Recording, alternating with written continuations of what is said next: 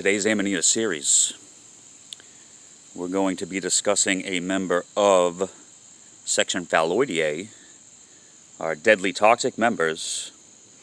This one's known as the death cap.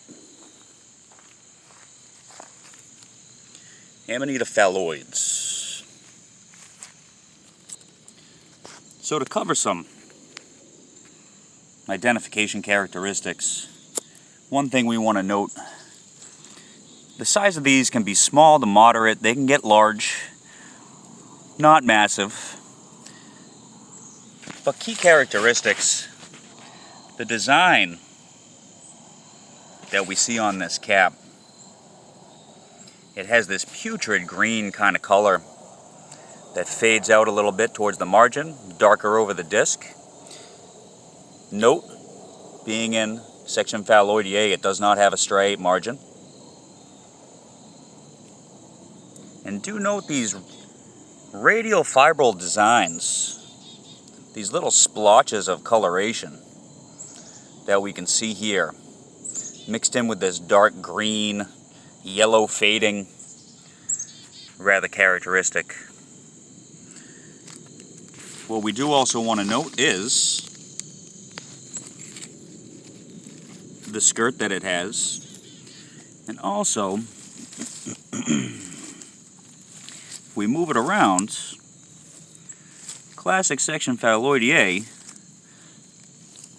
grows from a volvate base. A cup. That's rather exposed. Oh, we can see the skirt here. Rather thick, very prominent, not weak, flowing right down the stem.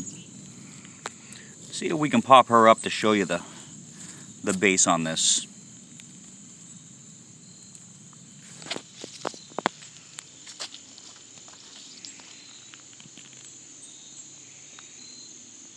And note the size of her in my hands. This saccade base, the skirt, and with all Amanita we want to do is we want to check the gills, looking for the abundance of short gills, their lengths, their shapes, and we also want to note the connection of the gill where it meets the stem. And I can't stress enough this design and color on these caps. So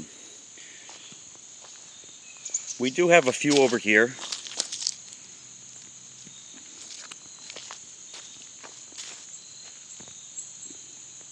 One thing I'm curious with this being Rhode Island, it's rather newly introduced.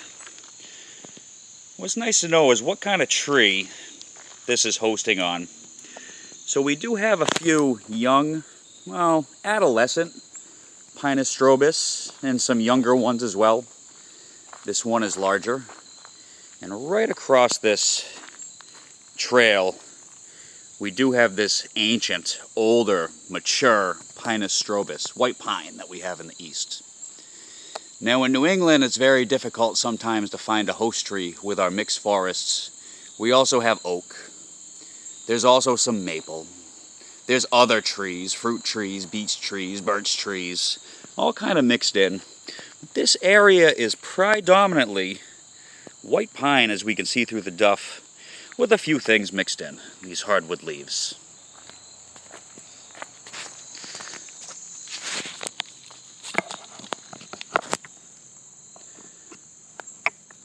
So note this one here. It's a little smaller. I mentioned they can be small, they can be big, they can be medium size. I consider this a moderately sized Amanita in comparison to all of them. But they do all have this classic putrid green kind of color.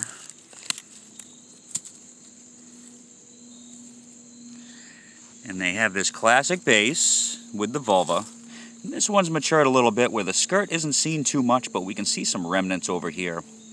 Now the thing I enjoy about older Amanita is that a lot of times aroma is very important to determine which Amanita that you have, or at least put you in the right place. So this one here is much more faded out on the cap, you can see. And we can see how the skirt is very melted, still has that saccate base. But things we want to do here is smell. And we want to smell this aroma. And these older ones do not have a pleasant aroma. Oftentimes, if you have multiple fruits that you're not collecting, a good thing to do is to take some of the mushroom and squish it to kind of release it, and hold this right under your nose. Will give you a good flavor profile on these mushrooms. Something has enjoyed eating these. Slugs can probably tolerate it. And also stressing for the third time these designs. This mottled kind of look that the death cap has. Well, I'm not sure what else I can do for identification characteristics on this. Rather newly introduced or newly discovered. It's probably been here for a while. But making the rounds and making itself more well known is our Amanita phalloides, the death cap.